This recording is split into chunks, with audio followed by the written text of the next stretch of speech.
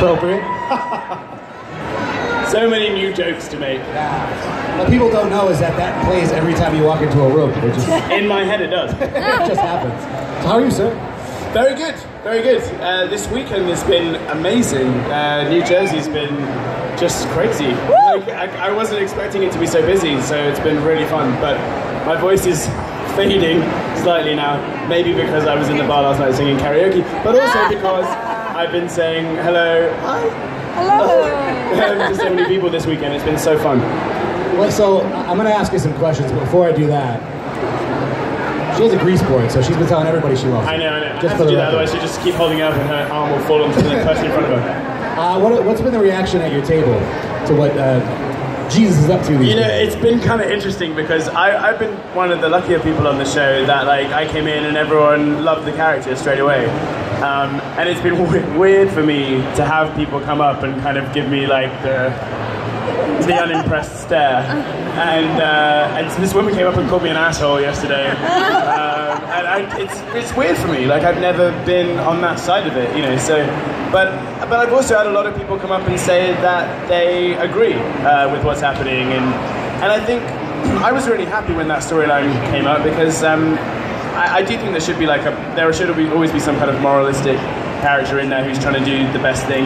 And the thing about Jesus is that he's not afraid to kill people and get involved in all that kind of stuff, but he just sticks to his code of ethics within that.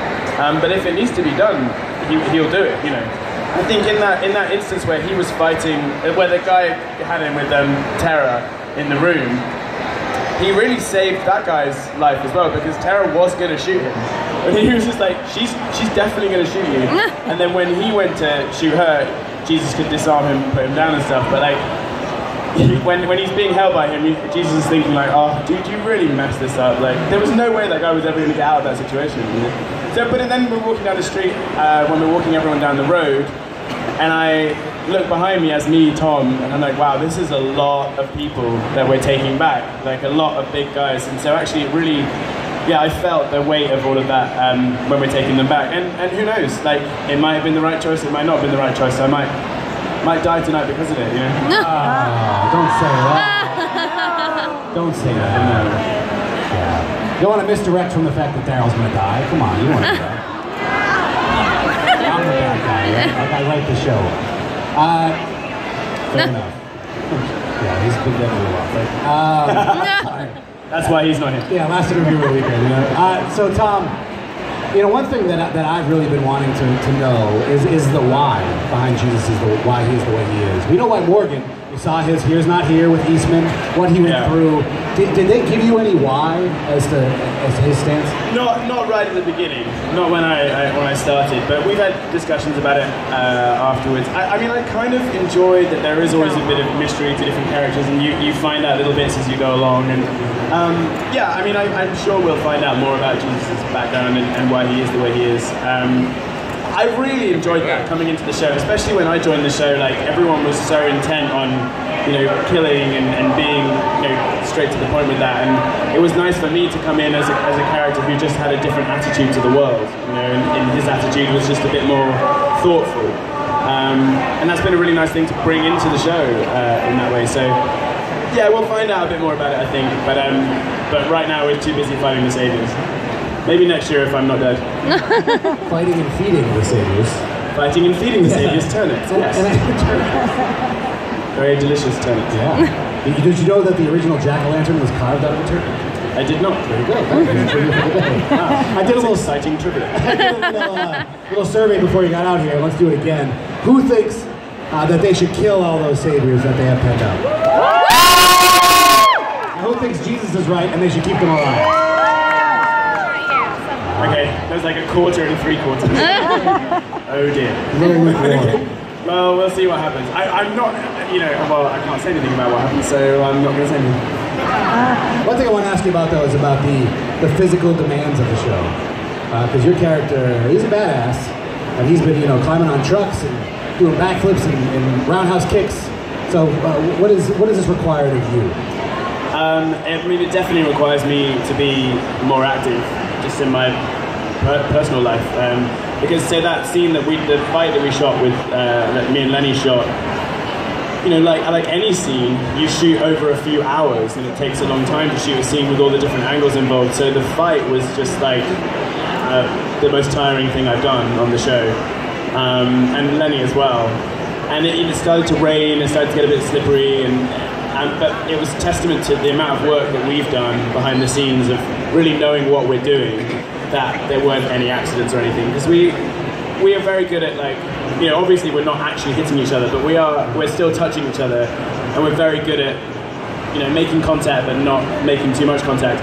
Although, when we did watch the episode, both me and Lenny, when he thrust the stick at my neck, we were both like, I didn't know it was that close to your neck. I didn't either, because I couldn't see it, but awesome job. Like, I mean, it looked amazing, and I was really, really happy with how the fight turned out. There's lots of footage which is on the cutting room floor, unfortunately, as well, which wasn't in the show, but we did all of that stuff, and it was really exciting and fun, and very, very tiring, but it was fun.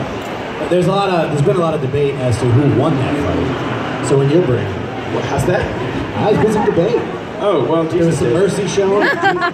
Who thinks Jesus won that fight? Who thinks Morgan won that fight? Yeah. No. Who thinks Tom sitting right here? What is it like? I think it was like a draw. I think it was like two warriors. Definitely wasn't. The irresistible force and the immovable object. That's the way I saw it. Sure. What's it like working with a legend like Lenny James? He was so good. That was honestly, I'm so happy that I got to work with Lenny before he leaves, whenever he leaves this season. It was so nice. I think he's one of the best actors on the show. He's been on the show since the beginning, and then he went away and then came back, and I was just so lucky that when I first started, and there's a scene that I have in the church where Rick is telling everyone, trying to convince everyone that we have to go and fight for the hilltop, and Lenny stands up and gives that little speech about, like, you don't have to do this and stuff, and I'm sat there, I don't have any lines in that scene, and I'm just sat there and listening, and Rick's talking, and then Ross was talking, and then Lenny stands up and he just, like, takes the energy in the room. Like, he just stands up and you're looking at him, and then he speaks, and I was like, wow, I really hope I get a scene with Lenny. I mean, I've known about Lenny's career for a long time, because we're both from England and he's done a lot of stuff before now, but I just, from that moment I was like, God, I really hope I do, and then finally the season we did, and not only did I have a scene with him, I got to, like, fight him, which is pretty badass. Especially, and I was really excited about that, because that's the only time, like, any fights on the show are always really scrappy and end up on the floor, and that whole matchup was really interesting because both these guys know what they're doing. So it was really, really fun to do. But yeah, I'm sad that, well, maybe I'll get to work with Lenny again, we'll see. I think he's going to do big things on Fear. I think he's going to really. Oh yeah, I mean, it's going to be great for it. So, yesterday, Yep. I had Ross and Jordan up here. Had a little conversation, and I talked to Ross. Who was here yesterday? I talked to Ross about the fact that a lot of folks know where this is going. really just enjoyed their relationship. Right. And it was sad to see Eric go. Right. How did you feel about Eric's death? Oh, I think it was really sad. I think the guys played it out really well.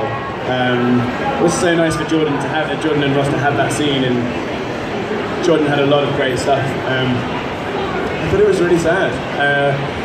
Even when we read the script and Ross, like, or Aaron was watching Eric walk off, and you can tell he's a walker, it's not him and stuff. That was just beautifully written and came across really well in the script. And it's really nice to be, for the moment, to have been given that. You know, like, it's not just like a death that happened. It was a moment which was really nice. And people are shipping Aaron and Jesus now. So what are your thoughts on? So as the man who plays Jesus, do you think Aaron would be his type? More than Daryl. There it is, folks. I don't know, I probably upset a lot of people by saying that. Yeah, I mean, I don't know. Sometimes it just feels like lazy plotting, that we've got, like, two characters and then they have to be together. It's like, well, you know, we'll see. I said about it on, what was I talking about? On Talking Dead, where, you know, I don't think anyone's going to find love in the middle of the war. I don't think Jesus is going to see a savior across a crowded room. That's the guy. Let's go. That's. I mean, maybe he's saved all those guys because these guys aren't one of them. Anyway, that would make sense. I mean, that would be pretty hilarious. Anyway, I don't think this season. Maybe next season or in the seasons ahead. But I just don't think he's tactless enough to be like, oh, he's dead, great, and then like, moving on. I don't think that would happen. Fair enough. So before I let you go, you got the panel in a little bit. You're gonna get back to your table. How about some fun, festive questions? Are you ready? You know I'm terrible at quickfire questions, but carry on. No, we're gonna take it a little slower. Okay. But it's December. The holidays are upon us. It is. It's the month of Jesus. It is. Thank you. What's your favorite part about the holidays? The favourite part about the holidays is always, well, actually, it's the favourite and it's also the worst, is all the families getting together. It's like, yeah, I get to see my family, and then like a day later it's like, oh my god, I'm still with my family. You know, it's that's the best and the worst part of it, really, definitely. Like, my parents live in England and I miss them a lot, and I'm actually going to be in America for Christmas. I'm going to see them when we do Walker Stalker in London. But yeah, of course I'll miss them, but I know at the same time if I went home for more than a week, I'd go insane. So yeah. What's your favorite gift that you've received that you can recall? Oh, that's interesting. I think, well, I think Christmas really is aside from being about family, is about kids, right? It's the best holiday for kids, and so my best memories of Christmas are when I was small, and it was probably like getting the latest Nintendo or something and like playing it with my cousins, and that was always really fun. Yeah, probably something like that. And now it's like, you know, the older you get, the less you care about presents and stuff, and it's more about the people that you see and stuff. You're a fantastic singer yourself. That's why I'm pretty awesome. Oh, love it. What's your favorite holiday song? Oh, well, there's that favourite, it's a bit of a favourite in England and it gets played all the time because it's a kind of anti-Christmas song. It's that Fairy Tale of New York. You know that one?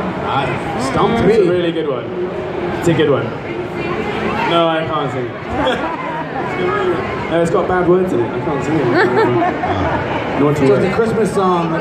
It's a Christmas song. Bad words. It's a Christmas song, but it's an Irish Christmas song, and it's these two people who are just like arguing. It's this couple who are arguing with each other. It's great. And finally, we're gonna let you go. Do you have a New Year's resolution for 2018? What's my New Year's resolution? My New Year's revolution. Ooh, wow, that's hyped it up. Is to be. I mean, I have been with the show, but is to be even more active and fit. Look after my diet a bit more and probably drink a bit less and not be singing karaoke in hotel bars at 1 o'clock in the morning. Probably that. We'll see how that goes in Walker Summer Con London. Right, exactly. Everybody give it up for Jesus himself, Mr. Tank.